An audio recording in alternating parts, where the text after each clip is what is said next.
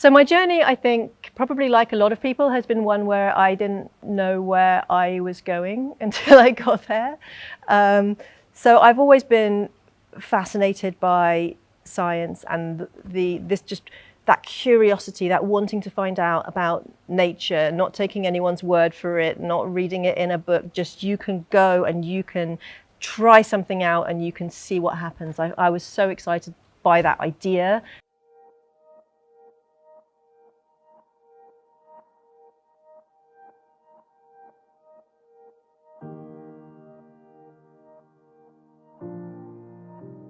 Hi, my name is Zenka Caro. I'm founder of LightNet, and my passion and purpose is to make the impossible possible. I am here today with Jo Marchant. She is a speaker and an author of the New York Times bestselling book, Cure. She has a background in genetics and medical microbiology, which has led her to write books that really focus on the frontier of the mind-body connection and also our connection with the cosmos. Her books, including The Human Cosmos and Decoding the Heavens, have captivated readers worldwide. She's also appeared on New York Times, the Smithsonian, The Guardian, and more. And she really is getting people curious about what it means to be human. What is my purpose? That's a really interesting question. I think I see it as lots of different layers, actually. I don't know if I would, there's one thing. So one purpose that I have is to tell stories. So I'm a journalist, and I'm privileged enough to be able to travel, to see incredible things, to talk to some of the most amazing and inspirational people on the planet. And I want to share that. So I want to pull together what different people are doing and tell people about what I've discovered. So that's kind of one layer of my purpose. But in terms of that message that I then want to convey to people, the biggest thing, and it's taken a while to evolve actually, because I started from a place of I am fascinated by science and what we are discovering about the world, and there's lots of different things that I want to tell people about.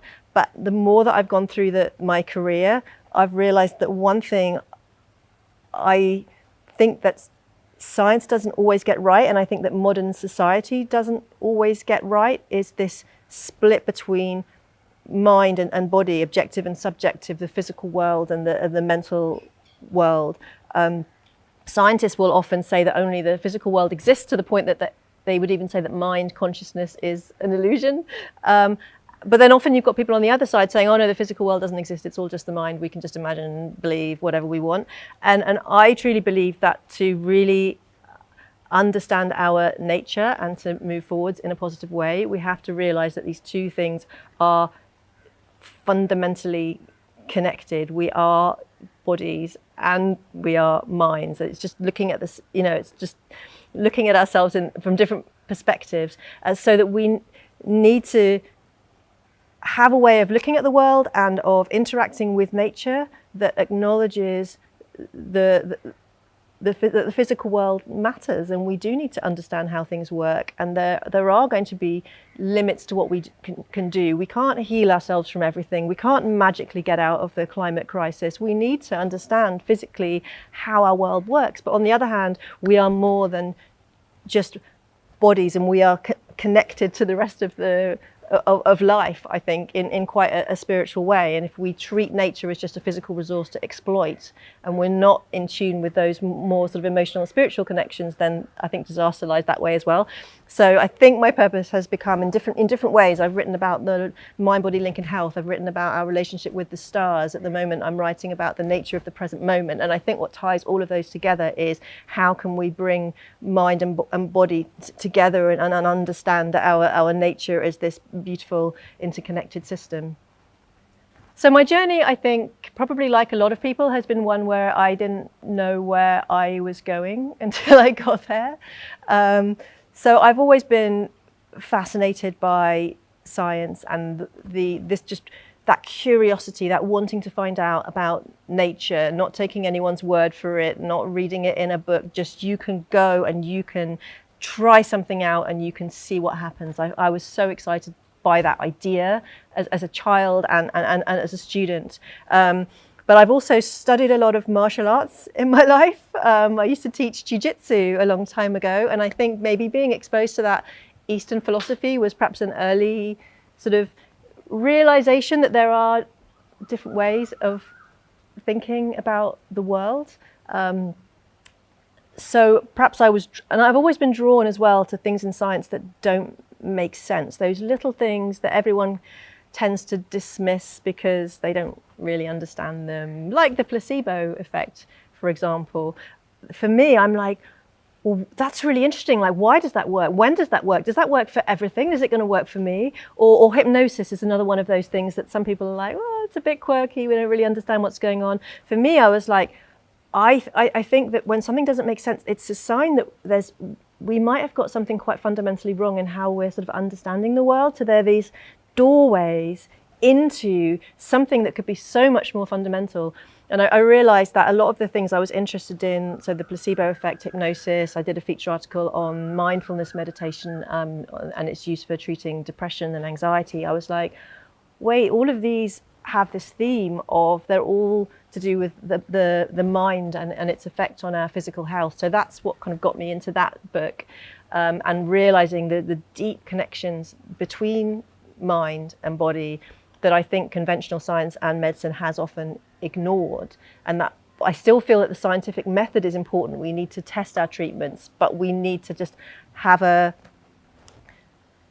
more open-minded idea, I think, of what we are going to be able to study in science. And that is really happening now. There are just fascinating techniques for doing that. Yeah, and then everything I've written since, whether I was looking at our relationship with the stars, whether I'm looking at the present moment, it always seems to come back to that. What is reality? What is our relationship, with each other and with our surroundings? And so I suppose that's given me the quest that I'm still on. Do I feel that having a purpose affects the people around me? Yeah, absolutely, I do. I mean, the first people that come to mind when you ask me that question is my children, because I want them to see that. I don't want them to grow up and see people who are just sitting around at home, or, I want them to see people, and I believe that it's the same with their father, people who are passionate about what they do and they know why they're doing it, and you can go and you can experience amazing things, talk to amazing people, achieve change. I think it does sort of ripple out, I hope, to the people around you. I'm certainly sort of feeling the benefits of that here, being surrounded by a lot of people who have these incredible missions. And if it's okay, I would just like to mention that there is quite a lot of research on the importance of meaning and purpose in physical health. One of the biggest causes of disease and disability throughout our lives, as all of us know, is chronic stress. All of the sort of fight and flight responses being switched on all the time, wear and tear on our tissues, linked with pretty much every chronic disease that you care to name.